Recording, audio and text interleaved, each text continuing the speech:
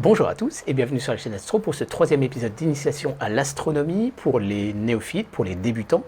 Aujourd'hui, je voudrais vous proposer, après avoir vu ensemble finalement tout ce qu'il y avait à observer dans le système solaire et tout ce qu'il y avait à observer dans le ciel profond, c'est-à-dire en dehors du système solaire, eh bien je voudrais vous proposer de voir ensemble comment se repérer, comment trouver ces différents objets.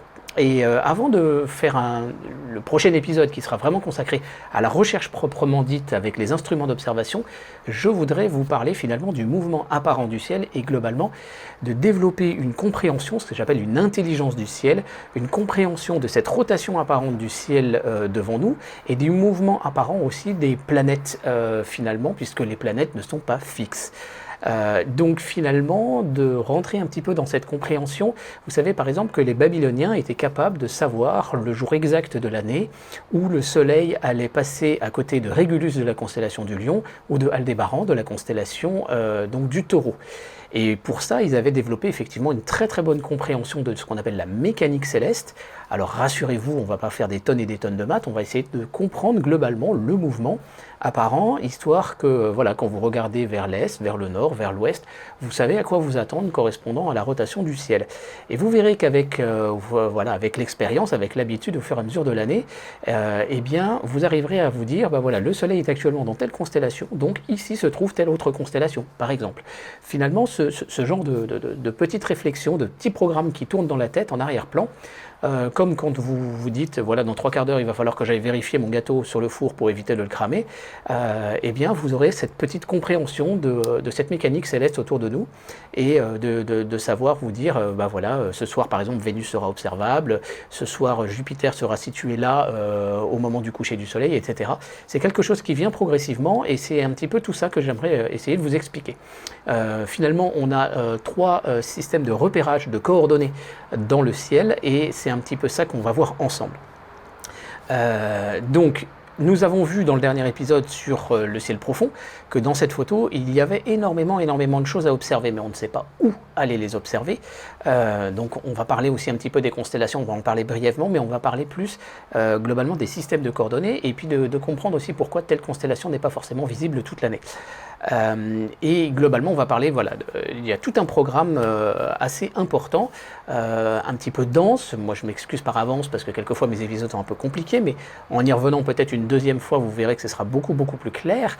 Et l'objectif, c'est que vous puissiez à un moment donné ne plus être paumé quand vous vous retrouvez sous les étoiles. C'est en tout cas tout le bien que je vous souhaite, voilà, de ne plus être paumé. Donc voilà, sans plus attendre, on a un bon programme qui nous attend, donc c'est maintenant sur la chaîne Astro.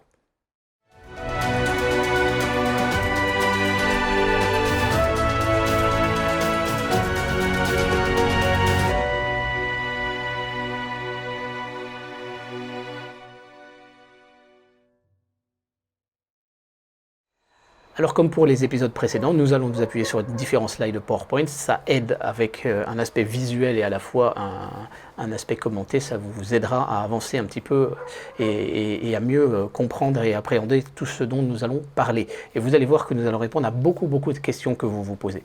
Donc on va commencer par le mouvement apparent des étoiles et le mouvement apparent de la voûte céleste. Alors voici pour commencer un time-lapse que j'ai fait à l'Observatoire astronomique de Saint-Véran avec un objectif 180 degrés fisheye.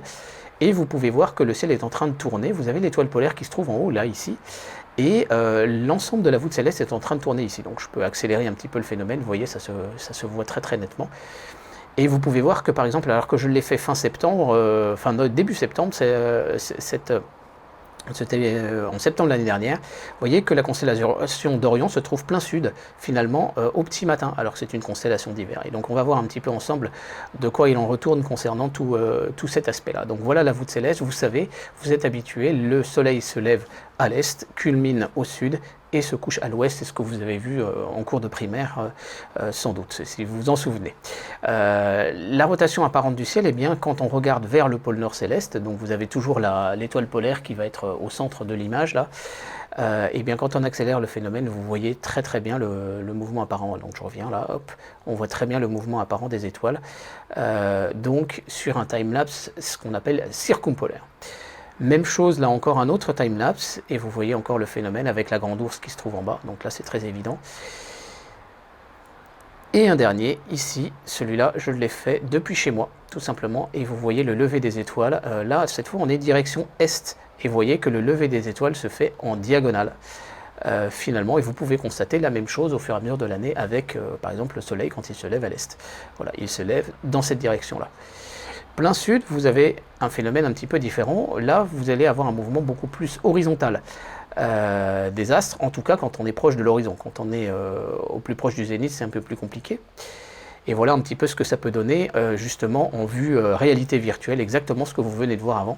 Alors par contre, le soleil n'est pas là, bien évidemment, parce que c'est une question de date dans l'année, mais ça vous donne un peu une idée du mouvement apparent. Si on regarde maintenant au sud-ouest, cette fois, vous pouvez voir que le mouvement commence à plonger, l'ensemble des astres commence à plonger vers l'horizon. Et maintenant au nord-ouest, c'est le même phénomène. Alors vous en avez ceux qui sont vraiment à l'ouest, sont en train de se coucher. Ceux par contre qui sont plus au proche du nord, eh bien ils vont finalement, on va rejoindre l'idée de mouvement circumpolaire qu'on a vu tout à l'heure, c'est-à-dire qu'on va aller passer au ras de l'horizon. Voilà. Et donc voilà un petit peu la représentation virtuelle de cette voûte céleste. Vous avez pu voir les différentes vues au nord, au sud, à l'est, à l'ouest. Et vous avez un mouvement apparent de la voûte céleste au-dessus de nos têtes. Et alors là, il y a un truc très important à dire, ce mouvement apparent, les étoiles tournent autour de nous, en fait la Terre tourne autour d'elle-même en 23h56 et 4 secondes. Vous allez me dire, pourquoi pas 24 heures? Tout simplement parce que quand vous avez le Soleil ici, que vous avez la Terre ici, quand la Terre fait un tour sur elle-même, elle met 23h56, mais pour se réaligner sur le Soleil, il faut 4 minutes supplémentaires. En fait, vous faites finalement 24 heures divisé par 365 jours un quart, et vous tombez sur les 4 minutes. Voilà. Et donc, en fait, c'est pour ça qu'il y a un décalage de 4 minutes. Et donc, du jour au lendemain, la configuration des étoiles est la même en 23h56, et par contre, la position du Soleil est quasi la même 4 minutes plus tard. Voilà, ça c'est très important de le comprendre. Voici l'impact de l'heure, par exemple, au fur et à mesure de la nuit. Et vous voyez que la voûte céleste tourne comme on l'a vu finalement avec le premier timelapse que j'ai fait à l'observatoire de Saint-Véran. Donc la voûte céleste va évoluer, voilà, d'est en ouest, on voit très très nettement, et vous voyez que les graduations là, les traits blancs que vous voyez, ce sont les graduations des coordonnées équatoriales justement, et ça nous permet de vraiment bien visualiser quoi va où au fur et à mesure de la nuit. Alors il y a un effet de fisheye avec cette vue là bien évidemment.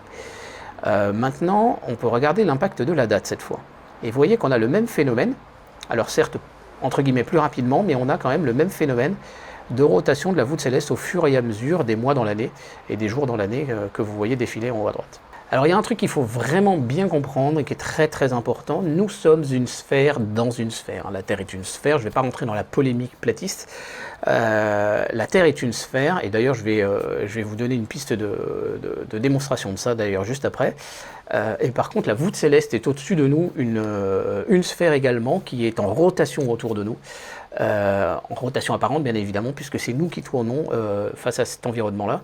Et les étoiles sont tellement lointaines les unes des autres qu'il n'y a pas d'effet de parallaxe à attendre du lever au coucher. Voilà, globalement, on est en train de tourner face à une sphère étoilée, et donc il faut comprendre, il faut visualiser mentalement cette sphère étoilée. Alors par contre l'impact de la latitude, eh bien voilà, je vous ai mis exactement à la même heure. Alors par contre l'heure peut varier pour des questions de fuseau horaire, parce qu'entre l'Afrique et la France, et l'Europe occidentale, c'est pas forcément le même fuseau horaire au même instant, mais on est bien sur la même longitude tout le temps. Par contre c'est la latitude qui va varier, et donc vous voyez que la voûte céleste, quand on est au pôle sud, on voit le pôle sud céleste. Quand on est au pôle nord, on voit le pôle nord céleste, voilà, hop, pôle nord, et quand on est à l'équateur, eh bien on voit les deux à la fois. Donc là en fait on est en train de parcourir cet arc de cercle sur la surface de la Terre à travers ces vues virtuelles. Donc ça c'est quelque chose de très très intéressant. Moi je mets, si jamais il y a des platistes qui tombent sur ma chaîne, je leur mets au défi de prendre tout simplement un appareil photo numérique avec un fisheye 180 degrés. Donc ça existe pour appareil photo. Bon, après il faut voir en fonction du full frame et de la PSC. Il vaut mieux plutôt être en full frame justement avec un 8 mm, ça marche très bien, comme le Penlane que j'ai utilisé justement pour le timelapse avant. Et puis vous vous mettez tous sur la même longitude et vous faites tous une photo de la voûte étoilée à la même heure, au même instant, en vous coordonnant par YouTube par exemple. Et là, vous constaterez exactement ce que je suis en train de vous montrer là. C'est quelque chose qui est tout à fait vérifiable avec des appareils photo numériques sans trop de difficulté. Donc voilà pour ce qui est pour ce qui est de cette compréhension. Nous sommes une sphère dans une sphère, et en fonction de votre latitude, en fonction de la date, en fonction de l'heure, eh bien la voûte étoilée ne sera pas la même. L'axe de la Terre est incliné. Ça, c'est quelque chose que vous avez appris également quand vous avez appris les saisons, donc toujours en primaire, parce que vraiment, très clairement, on est sur des questions de programme de primaire un petit peu. L'axe de la Terre est incliné de 23 degrés, et ça va avoir aussi des impacts sur la suite des événements. Donc voilà globalement un petit peu l'ensemble. Vous avez l'axe de rotation de la Terre, ici, et vous avez le plan de l'orbite, ce qu'on appelle l'écliptique, ici. Et l'équateur céleste, par contre, il est en face du pôle nord céleste. Donc on va parler de 3 repères de coordonnées dans la suite de notre épisode. Alors des coordonnées azimutales, vous en avez là. Donc en fait, vous repérez par rapport au sud-est, au sud, au sud-ouest, à l'ouest, etc. Vous avez des coordonnées là, S 179,8, en fait 180 c'est vraiment le sud. L'altitude 26 degrés, on est en train de viser à 26 degrés, donc c'est les coordonnées que vous avez l'habitude d'utiliser, tout simplement parce que nous sommes des individus pédestres posés sur le sol, et donc azimut droite-gauche, altitude haut-bas, c'est quelque chose qui est naturel pour nous, c'est vraiment notre repère de coordonnées en tant qu'être humain. Le deuxième repère de coordonnées, ce sont les coordonnées équatoriales. Donc là, cette fois, on va oublier la Terre sur laquelle nous sommes, et nous allons nous incliner de façon à avoir finalement le pôle nord céleste, donc l'étoile polaire, au-dessus de la tête. Donc quand on se tenait mal sur une chaise en cours, c'était un petit peu ce que nous étions en train de faire. Et quand on fait de l'astronomie, on va revenir dans ce repère de coordonnées, et là vous allez voir que les choses se passent un petit peu différemment, c'est assez intéressant. Alors là, on est en train de suivre le Soleil dans ce mouvement, mais vous voyez bien qu'on est en train de se balader dans une sphère, là. Et on comprend déjà beaucoup mieux les choses avec voilà, ce système de coordonnées qui sont donc les coordonnées équatoriales. Et le dernier repère de coordonnées, ce sont les coordonnées écliptiques. Nous avons dit que la Terre était inclinée sur un axe de 23 degrés. Et elle évolue sur un plan, qui est le plan de l'écliptique, et elle évolue comme ça autour du Soleil. Et donc, si nous regardons selon ce plan, voilà ce qui se passe. Vous voyez que le long de cette ligne écliptique, le Soleil, il avance de façon tout à fait homogène, tout à fait linéaire, il n'y a pas d'accélération et de freinage, tout est propre, tout est nickel au niveau de son mouvement apparent dans la voûte céleste. Et donc, suivant que nous allons vouloir pointer des constellations du ciel profond ou des planètes dans le système solaire, ou le Soleil bien sûr, nous allons devoir raisonner selon tel ou tel système de coordonnées, tel ou tel finalement système de repères. Vous connaissez les montures azimutales, par exemple cette petite monture Dobson, un pied pour appareil photo, et là on raisonne donc azimut et altitude ici à droite, et les montures équatoriales comme cette monture Star Adventurer, on va raisonner de façon différente, avec un mouvement justement incliné. Et cette inclinaison ici, on est là pour pointer justement en direction du pôle nord céleste, donc l'étoile polaire, et en fonction de la latitude, on peut incliner la monture différemment. Donc si je me trouve par exemple au niveau du pôle nord, ou proche du pôle nord, mon mouvement, le mouvement de ma monture va être celui-ci. Et si je me trouve près de l'équateur, le mouvement va être celui-ci, avec toujours le pôle nord céleste ici. Donc c'est la raison pour laquelle sur ces montures équatoriales, nous avons un réglage de latitude que je suis en train donc de bouger devant vous. Alors on notera quand même une petite chose au passage, c'est que toutes les montures ne permettent pas forcément strictement toutes les plages de coordonnées. Voilà, donc renseignez-vous en fonction de votre localisation. Si vous habitez en Europe, il n'y a pas de problème, hein, toutes les montures vont coller. Mais donc voilà un petit peu le principe d'une monture équatoriale. Et donc l'axe étant parallèle à celui de la Terre, nous n'avons qu'un seul mouvement à faire en 23h56 pour suivre et compenser la rotation de la Terre. Alors ensuite, le deuxième postulat que vous allez constater, c'est que rien ne ressemble plus à une étoile qu'une autre étoile. Et particulièrement si vous montez en haute altitude, où là le nombre d'étoiles visibles est tellement dingue que vous allez être complètement perdu, on en revient même à presque ne plus rien reconnaître.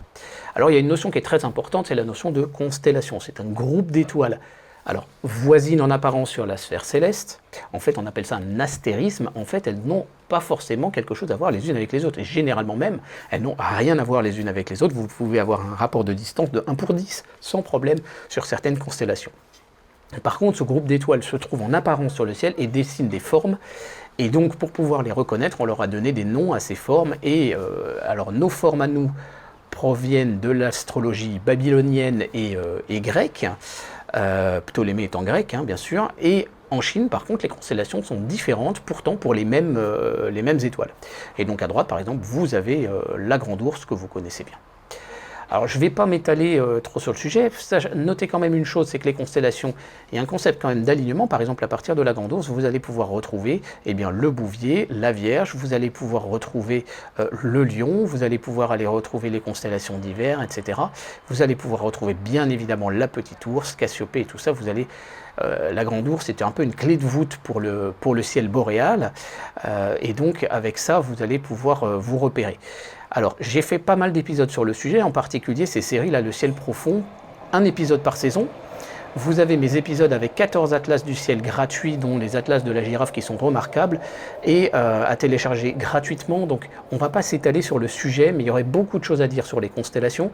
Je pense qu'à un moment donné aussi, vous êtes des adultes. C'est-à-dire, je ne vais pas vous mâcher le travail en vous disant, voilà, telle constellation, gna gna gna, machin. J'ai fait des épisodes sur les constellations, vous en avez 13 ici. Ce sont des constellations donc globalement du printemps et du début de l'été. Je ne peux pas continuer pour des raisons matérielles, techniques et de temps cette série, j'espère la reprendre peut-être dans un an, mais là on est sur des épisodes beaucoup plus détaillés, alors que là vraiment vous avez des vues globales, et globalement vous apprendre à repérer le triangle de printemps, le triangle d'été, le diamant d'hiver, et vous repérer globalement dans le ciel. En fait avec ces 4 épisodes qui sont quand même assez longs, c'est vrai, parce qu'ils durent 45 minutes à 1 heure, mais avec ça vous avez vraiment un overview du ciel, surtout que ces épisodes-là, j'utilise Sky Safari, dont vous avez déjà vu les vues, et j'utilise également donc une vue réelle avec un panorama 360 degrés réel que j'ai réalisé. Alors je vous ai dit que nous avons finalement 3 repères de coordonnées à connaître. Alors bien évidemment, je vous l'ai dit, je vous promets, on ne va pas se taper de maths et de trigonométrie. Je sais que ça fait mal aux cheveux, mais en tout cas c'est des trucs, effectivement, les changements de repères en trigonométrie, c'est des choses qu'on a peut-être pu voir là cette fois dans le secondaire. Donc le repère naturel, c'est les coordonnées azimutales, on l'a dit, avec ce type de monture, par exemple une monture Dobson. Là-dessus je vous apprends rien. Voilà un petit peu ce que donne justement le mouvement du ciel, effectivement, quand on est en coordonnées azimutales. Vous voyez qu'on ne va pas pouvoir suivre le ciel facilement. Très clairement, on ne va pas pouvoir le suivre facilement. Donc là, je l'ai fait au fur et à mesure des jours de l'année, mais vous avez vu que c'était pareil finalement au fur et à mesure de l'heure. Finalement, vous allez devoir avancer monter en diagonale, puis ensuite aller un peu à l'horizontale, puis redescendre en diagonale. Quand vous êtes carrément au zénith, vous allez faire comme ça, hop, et puis vous allez faire un retournement et tout ça. Ça reste un petit peu compliqué quand vous visez au zénith avec ce genre de télescope. Donc clairement, pour suivre les astres, les coordonnées, les systèmes azimutales, voilà, les montures azimutales, c'est pas forcément l'idéal. On notera quand même qu'il y a des montures GoTo là, qui vont faire le suivi par des moteurs, mais c'est les 2 moteurs qui vont agir finalement. Alors, techniquement, par contre, le repérage azimutal va nous servir énormément pour repérer des planètes basses. Alors je vous donne un exemple. Voici ce soir, par exemple, au coucher du soleil, eh bien, Mars, pour la repérer, eh bien, on va utiliser justement les coordonnées azimutales, le soleil n'étant pas encore couché, et là on nous indique, regardez bien, 273 degrés d'azimut et 5 degrés de hauteur. Et 5 degrés de hauteur, on vous l'indique, c'est 3 doigts comme ça, donc vous allez faire 3 doigts comme ça au niveau de l'horizon, et ça va vous aider à repérer déjà la hauteur, et vous allez pouvoir travailler un peu par balayage, et l'azimut, vous allez pouvoir vous aider également. Alors vous avez le même principe avec Mercure, le même principe avec Vénus. Par exemple, la Vénus, vous allez voir qu'elle est un peu plus haute, puisque donc Vénus se trouve à 12 degrés de hauteur, 250 degrés d'azimut. Donc 12 degrés, on est sur le point, avec un petit peu quand même les doigts comme ça, voilà, on est à peu près ça de hauteur.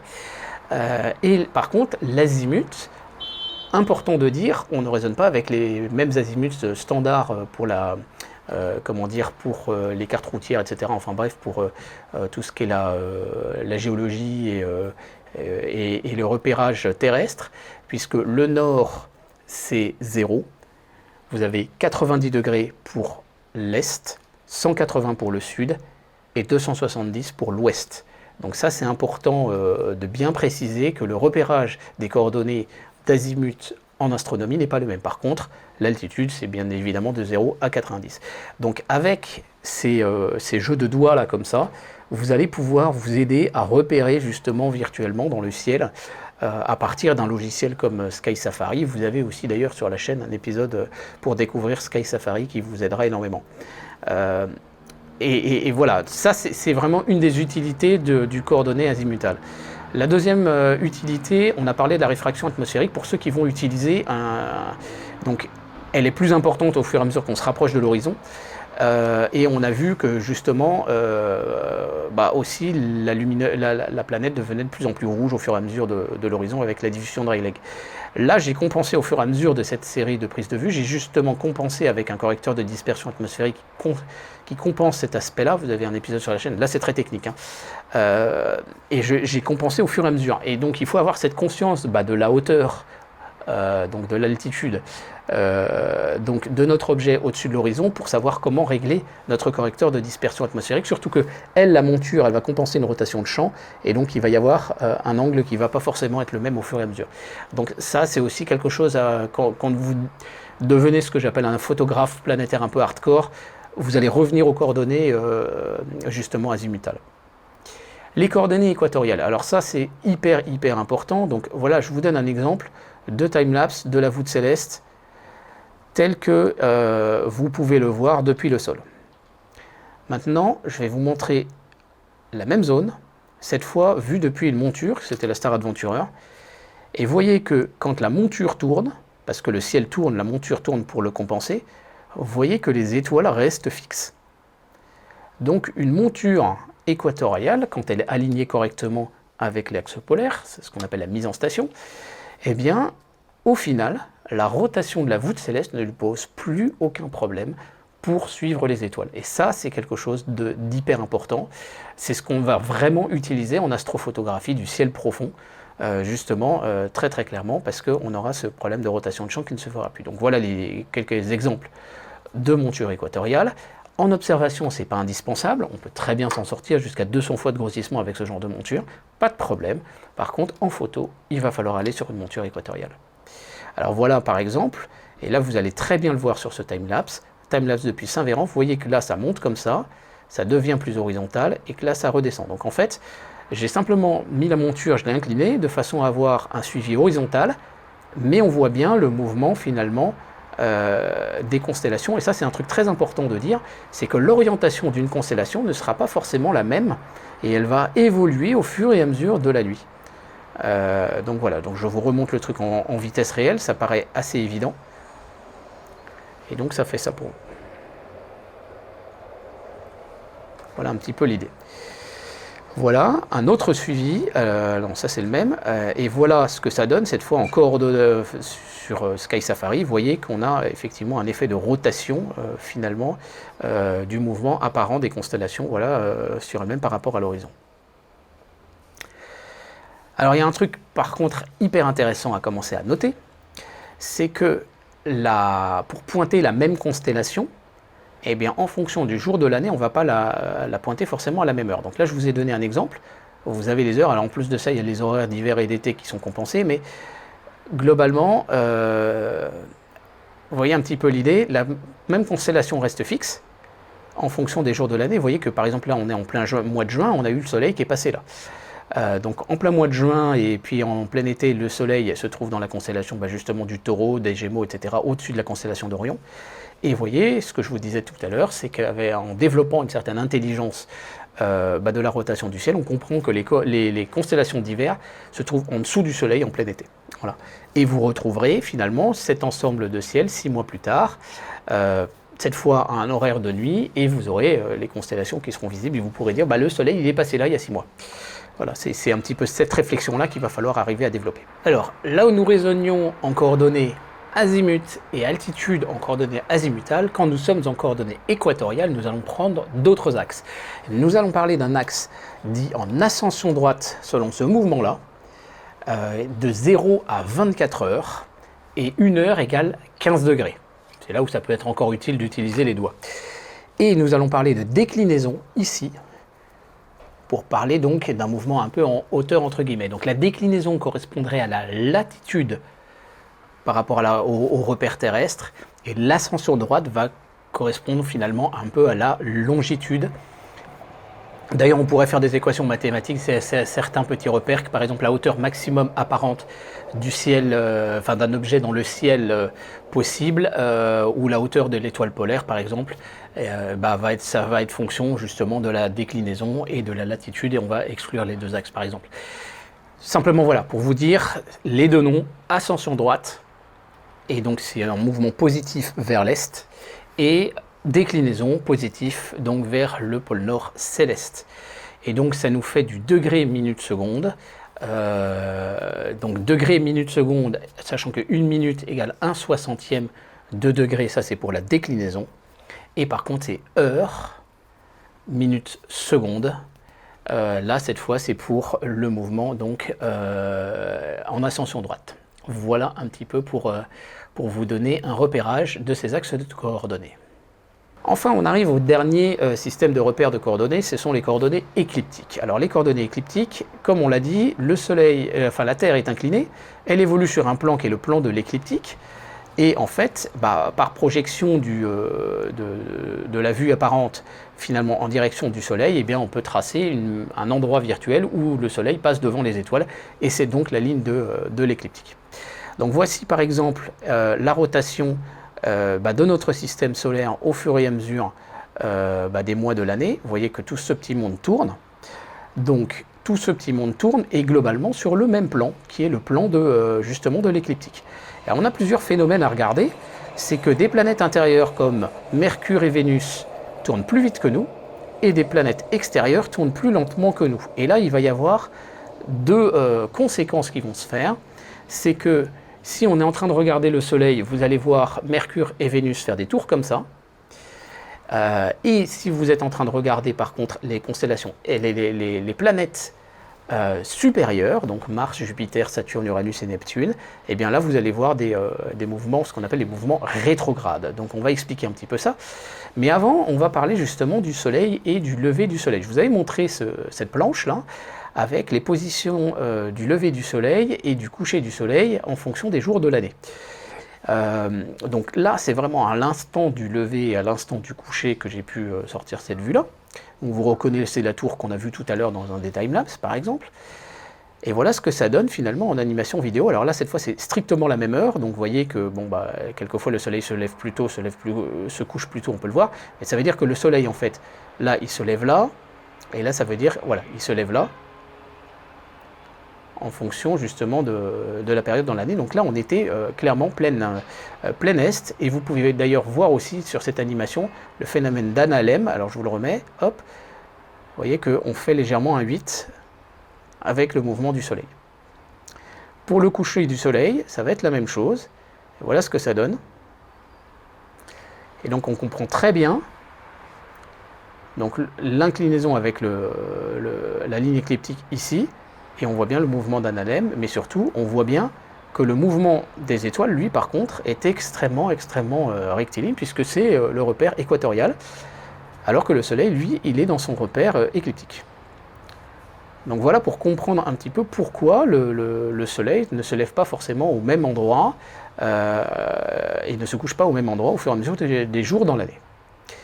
Et donc on retrouve cette observation-là. Alors faites très attention si vous voulez renouveler l'expérience, on le fait vraiment la photo que quand le Soleil est très très bas, sinon il devient trop lumineux, il pourrait même griller un capteur d'appareil photo, donc faites très attention. Donc si on prend le suivi du Soleil en coordonnées écliptiques, on voit que c'est complètement linéaire dans cette ligne de l'écliptique, donc on serait dans un satellite par exemple à côté de la Terre, mais on serait plus soumis à l'inclinaison de la Terre sur son axe, on pourrait véritablement voir ça au fur et à mesure de l'année, surtout qu'il n'y a pas d'atmosphère, donc on verrait les étoiles derrière le Soleil. Alors il faudrait masquer quand même le Soleil parce que c'est très lumineux, mais globalement on pourrait le faire. Voici pour Vénus et Mercure. Vous pouvez voir vraiment que Mercure fait des oscillations rapides autour du Soleil. Alors ça s'explique, le retour est beaucoup plus rapide que l'aller, tout simplement parce que c'est les vitesses différentielles de rotation de l'une par rapport à l'autre. Mais voilà le mouvement, alors pardonnez-moi pour le mal de mer, mais voilà le mouvement des deux planètes autour du Soleil. Donc on va comprendre une chose, c'est que finalement quand vous avez repéré où est le Soleil, vous savez que Mercure ne sera pas plus loin voilà, à peu près une vingtaine de degrés, et que Vénus sera pas plus loin que je crois que c'est 45 degrés à peu près l'élongation maximum que la position du Soleil. Donc ça vous donne une indication, quand vous rentrez dans cette intelligence finalement de la mécanique céleste, ça vous donne une indication en vous disant Mercure et Vénus sont toujours pas très loin du Soleil. Si le Soleil se couche donc à l'ouest, vous savez que vous ne les verrez jamais à ce moment-là à l'est au moment du coucher du Soleil. C'est juste impossible. Le jour où ça arrive, je pense qu'on sera quand même un petit peu mal. Et effectivement, ensuite, en fonction du moment et de l'endroit où elles sont vis-à-vis de leur orbite, eh bien, elles seront soit visibles en élongation, ce qu'on appelle l'élongation est le soir, quand on est en train de regarder vers l'ouest, ou l'élongation, cette fois, ouest, le matin, donc, quand le soleil se lève à l'est, l'élongation ouest, donc, et quelquefois, elles ne seront pas visibles, effectivement. C'est ce qu'on a pu voir aussi un petit peu au gré des épisodes d'éphémérides. Je le répète, je suis désolé de ne pas pouvoir continuer cette série d'épisodes actuellement. Et donc voilà un petit peu le mouvement, justement, par exemple, de Vénus sur son orbite. Là, cette photo, finalement, a été faite, au final, en coordonnées, justement, écliptiques. Et ça vous donne vraiment une idée vraiment de l'évolution de Vénus sur son orbite. Concernant Mars, voici ce que je vous avais montré déjà la dernière fois. Elle évolue globalement comme ça au fur et à mesure de l'année. Il y a une immobilisation, un sens rétrograde, de nouveau une immobilisation et un sens grade. Et l'opposition se passe ici au milieu du sens rétrograde. Alors voilà ce que ça fait en mode virtuel. Là, on était vraiment à la conjonction supérieure, elle est très très lointaine de nous. Vous voyez qu'elle va commencer à devenir de plus en plus lumineuse, parce qu'on est en train de la rattraper. Là, on a le sens grade puis le sens rétrograde, et ensuite on repasse en sens grade, et on va vers une nouvelle opposition supérieure. Alors qu'est-ce qui s'est passé? Vous avez le Soleil qui est ici, la Terre qui est ici, et Mars qui est ici. En fait, on est en train de rattraper Mars.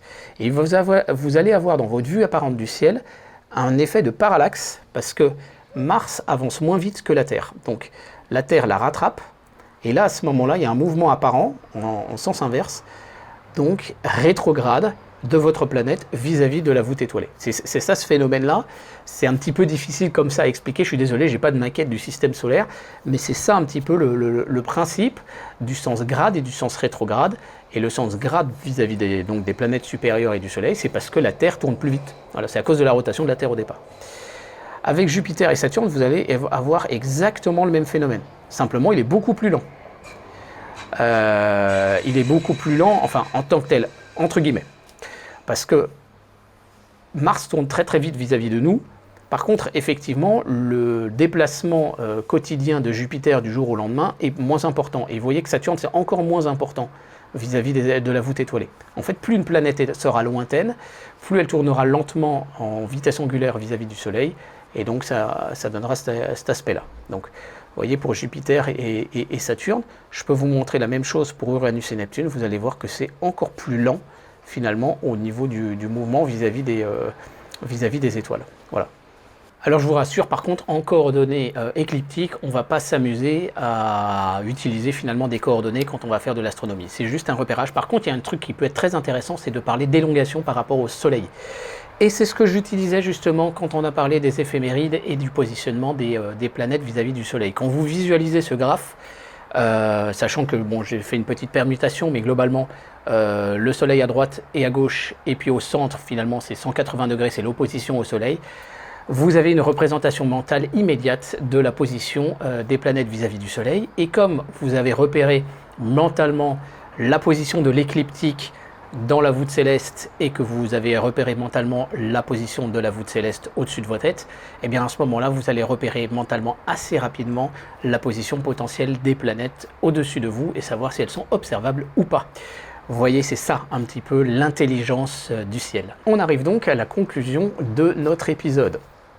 Et notre objectif, c'est de développer une compréhension, une intelligence du ciel. Un petit peu l'objectif. Alors, on en revient à ce timelapse que j'avais fait à l'Observatoire de Saint-Véran. Vous pouvez voir effectivement la rotation du ciel et des étoiles au fur et à mesure de la nuit.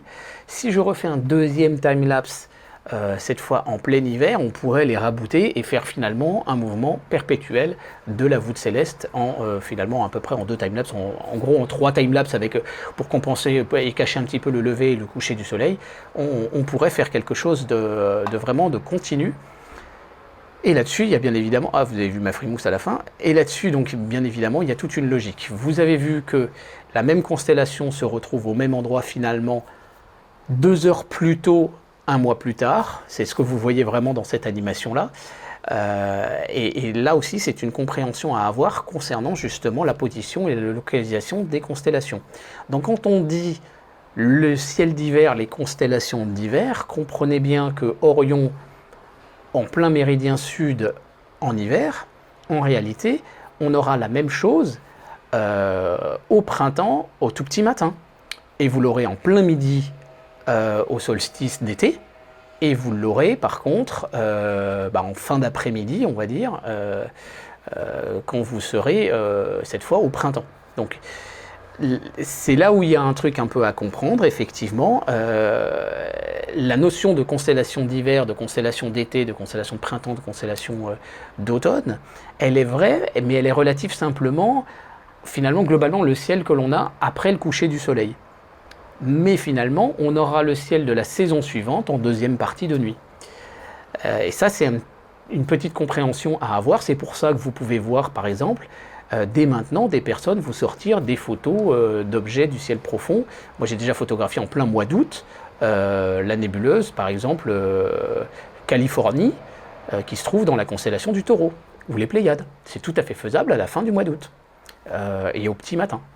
Donc il n'y a pas de souci là-dessus, et c'est avoir cette conscience-là. Et concernant le mouvement des planètes, comme nous l'avons dit, les planètes suivent l'écliptique, donc repérer le chemin de l'écliptique dans la voûte céleste, comprendre qu'on est sur un mouvement haut, sur une boucle haute sur les constellations d'hiver. Donc on a le Bélier, le Taureau, les Gémeaux, le Cancer, et puis ensuite on descend sur la Vierge.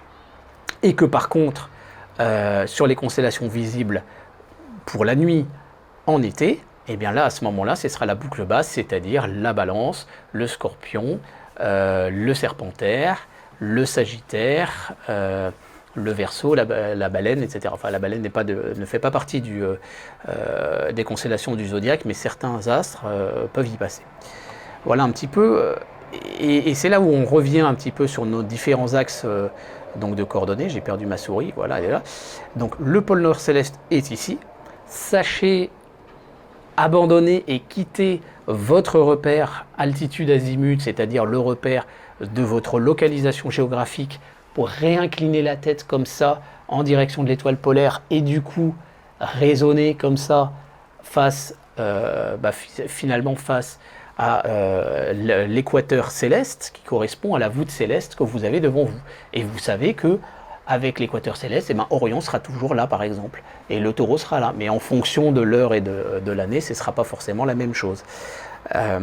Donc sachez basculer dans ce raisonnement-là, sachez basculer dans les coordonnées écliptiques en vous disant, voilà, les planètes, elles sont forcément là. Soyons clairs, Jupiter et Saturne ne seront jamais dans les constellations, par exemple, comme le Cygne ou comme la Lyre dans le triangle d'été, parce que ces constellations ne sont pas traversées par l'écliptique.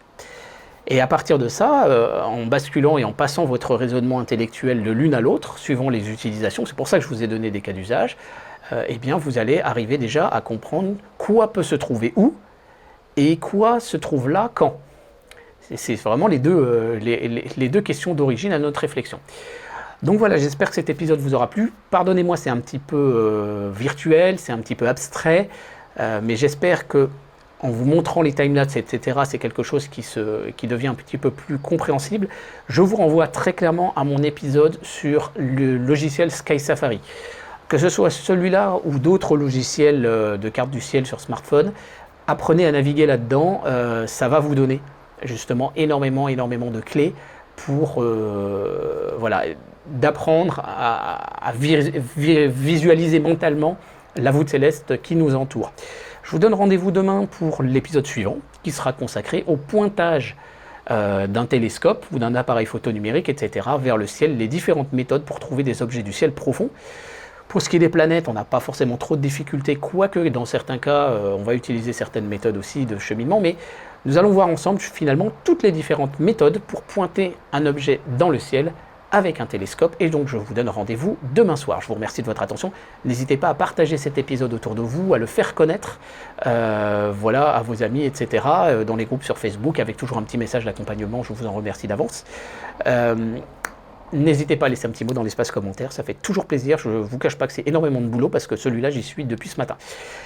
Et je vous dis donc à très bientôt sur la chaîne Astro. Merci, au revoir.